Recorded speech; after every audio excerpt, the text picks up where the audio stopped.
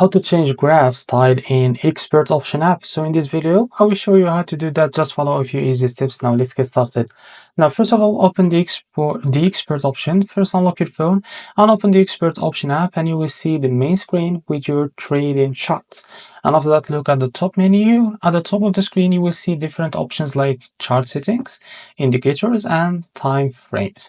Now tap on the chart style icon. Next, look for the chart style icon. It looks like a small graph or a line.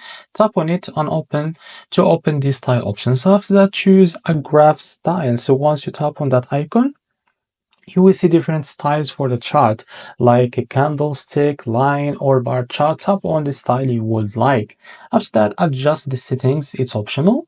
If you want, you can also change the all colors and the other settings to fit your preference, and just look for the settings or customize option in the menu. So this is how to change graph style in ExpertOption app. If you found this video helpful, please like and subscribe. See you next video.